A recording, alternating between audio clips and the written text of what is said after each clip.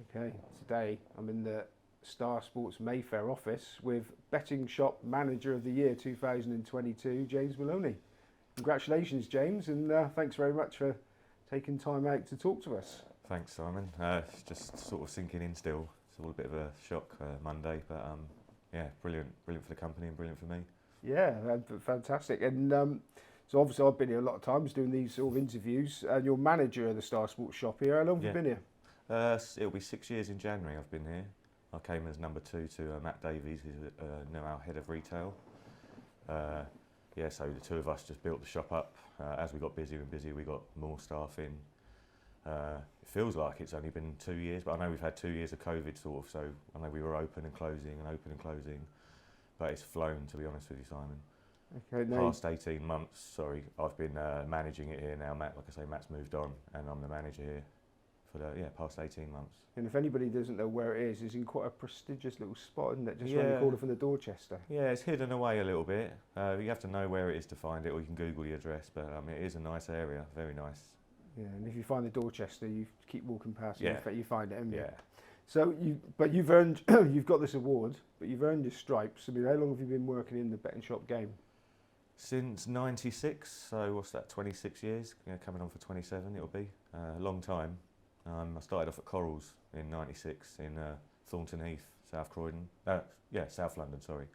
As a cashier, just my first job. Absolutely loved it.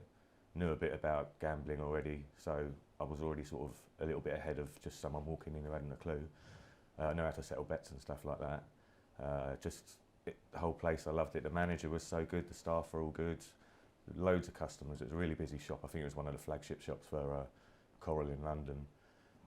Yeah, just loved it. Hit the ground running. Quickly decided I wanted to be a deputy manager and go on to managers. So got to learn how to settle more. Little trip away to Dorking, to the White Horse in Dorking. We had 4 days away for a settling course, which was quite fun. Came back, and then obviously once I passed them tests, I was a second settler on a Saturday, and we just it was great fun. I loved it. So many regular customers. You know, we knew them all. Union Jack Pete was a fella, used to come in every payday with a wad of Union Jacks, and it was all out of town dogs, which was a nightmare to settle because you were back page of the post every morning. It would take a good half hour with all his bets, but if you can find 1, 5 and 9 were losers, the whole bet was a loser. So yeah, just loads of regular customers. It's good fun. Okay, we're going to go into more depth in your career in a bit, but I want to go back to your background. So where are you from? What's the James story? Well, I've lived in South London all my life. My parents both Irish, so I consider myself Irish as well. Some people would say if you were born here you're not, but I've got Irish blood in me, so that's Irish to me. Yeah, parents owned an off licence. Just grew up in Streatham, Streatham Tooting borders. Used to go home back to Ireland. First day of every summer holiday, my parents would put me on a plane. I'd be a lonely flyer because I was only about 8 or 9, so my aunt would be at the other end to pick me up, and I'd spend every day of the summer holidays back over there in Ireland, just sort of playing around. I had more cousins over there and that. So yeah, it was good. It was good childhood. I loved it. Was there any racing in Ireland? Any racing sort of stuff in Ireland? Not in Ireland when I was that age. If I'd come back, if I wasn't there for the whole summer, I'd be off racing with my parents over here whenever they got a chance. My dad would always go, but sometimes he'd bring my mum, or I'd go with him as well whenever possible. But my mum preferred it if she went as well, just because my dad would go running off looking for prices. He used to be the quickest guy on. You'd see him, we'd sit there watching him running along all the bookies, and he'd get 13 to 2 if it was available, so and it was 6s elsewhere. He'd come back and go, yeah, I've got 13 to 2. And your dad was quite a good punter. Yes. As in a winning, shrewd punter. Yeah, he wasn't a big staking punter or anything, but he read the form and he knew the form. Yeah, he had his couple of trainers he'd follow. He also owned a couple of dogs in the early 80s at Maidstone, so he used to really like his dog racing. Wasn't wealthy enough to be involved in horse racing ownership, but he was in partnership with the local greengrocer, the guy that ran that, Johnny. The two of them bought 3 or 4 dogs, I think, that ran at Maidstone. So they were there quite a lot as well. I used to go with them on a Sunday to take the dogs for a walk and that across the fields. It's great fun. So he was interested in betting and racing and dogs when you were growing up. So Yeah. you grew up with all that interest. Oh yeah. He was always reading the paper. Always like whenever there was racing on TV, it was always on. There was a bookies a few doors down. He was always running, sending me down there to put bets on for him. I mean, it's only because he knew the bookie knew who I was. He's like, yeah, come in, put a bet on. In them days, you couldn't do that now. Yeah, so it's just always been there in my life. And you didn't have any sort of that wasn't like I want to be a betting shop manager from that early age. No, it's just, I mean, I love sport, I loved horse racing, and obviously having dogs. I just loved the whole aspect of it. But no, I didn't know what I wanted to be at that age. Probably a footballer or a cricketer or something like that. But unfortunately, not good enough at any sport. Sort of master of all trades, jack of none. I mean, he's pretty good at all, but never sort of made it too far in any of them. But your dad used to take you racing and grand racing. Yeah. Were you enthusiastic, or were you dragged there originally? No, very enthusiastic. We'd be at Wimbledon Dogs at least sort of twice a week in the sort of mid to late 80s. He'd be going all the time. I'd go on a Saturday normally when I was no school the next day or whatever.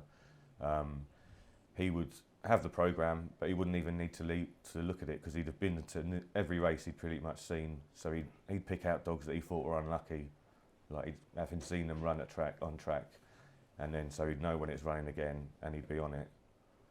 So those were the mid-80s. I mean, I never went, but everybody sort of goes misty-eyed and says they were the halcyon days. I mean, what was it like in those days? That was great. It was obviously just a tote lady. One of my cousins got a job. She'd come over from Ireland and she got a job there working there for 6 months or so. That was another community place. The same old guys were there. My dad knew them all. I used to love it because you could just sort of wander around and there's never any trouble or anything. I was never in any danger or anything, so he'd just let me walk off and do whatever, and then give me a couple of quid where he'd go and put some bets on for me. But I was just have a little bet and watch him again, like running. Well, it was only 6 bookies I think at the time, but he'd be still getting the best value wherever he could. He wouldn't bet on every race. He'd say that was a mugs game, betting on every race. So he'd be there to back 4 or 5 dogs. Sorry. Yeah, it was just great. Then in the evening, late in the evening, the seafood man would be round in his basket, a load of seafood. So I'll have some cockles or whelks or something like that. And then going home, as you left the stadium on a Saturday night, the Sunday papers were for sale. So we'd always get the paper going home so I could go home and read all the football results and that, because we had no mobile phones and stuff like that in the day. So you could read the reports and that. Just the whole thing was brilliant. And you said that your dad owned some greyhounds, so how successful was he with those? Not so much from what I remember at Maidstone. It was just a hobby, nothing really good. Then in the 90s, he had a couple at Catford. It didn't last long because one of them got injured early on. That was a good dog, Big Demand, that was called, that one. It was climbing the grades anyway, but just had a bad injury. So kind of put him off, so he sold the other one, and he just sort of returned back to just being a punter rather than an owner. Now, you mentioned to me when I was asking you a little bit about your background, I was intrigued by the Grand National. I assume it's the Grand National Coup, is it? Yeah, that was in '99, Bobby Joe. That's still probably my favourite race of all time. He got word from home in Ireland that it was going for the National, and they had a really good chance. The Carberries are from sort of a town very close to where my dad sort of grew up and all our family are, so everyone in that area knew it, that it was being aimed at the National. So he was on it at like 33s, 28s. So was I, by the way, but not to his stakes. 33s, 28s, 25s, 20s. I think I was even on it 16s in a few days prior. So I was working in Coral still, second settling. I was meant to be settling the places on that race. But I told everyone in the shop for about a week beforehand, all the staff, all the punters, all the regulars, I said, Bobby Joe's winning the National. None of them took any notice of me. So I'm the only one in the shop. I think a couple of people might have had a fiver on it. But I'm behind the counter in the shop watching Bobby Joe win the National, screaming the place down. And then my hands were shaking after. It was my biggest ever win at the time. And then suddenly I got lumped with these pile of place bets to settle, and I was like, just shaking. So in the end, my manager just went, give me that, go and have a drink. So he sent me to the pub. He said, you're no good. What sort of figures were we talking about then? Oh, no, it wasn't big for me, but it was 20s at 33s, 20s at 28s. You know, it added up. Nice few quid, yeah. And then I think I had about 40 or 50 quid on it at 20s. So it was a £2,500, something like that, which was, for me, I was only 22 at the time, 21. it was good. I did have a good few beers that night then. Did you do the traditional Clark's thing when you fancy one and make sure it was you lent for it in the shop, or was that not in your jurisdiction? No, that wasn't. No. I mean, well, what can I say? I didn't know. Did once you'd had that good win, did you sort of open your shoulders a bit as far as punting went? I mean, how's your punting been? I used to be quite shrewd at horses. I'd follow my dad in on things. I mean, we always used to back Fanshawe in the summer at sort of Goodwood and stuff like that in the big handicaps, and we had some nice touches there. I can't remember, we had Frizzanti one year and another about 10, 12 to 1 winner. I can't remember if it's Soviet something now, it's off the top of my head, I can't remember. But I'd follow him in. I'd have the odd football bet, but they were just sort of for a bit of fun and that. I didn't really get into punting that much. I didn't increase my stakes that much.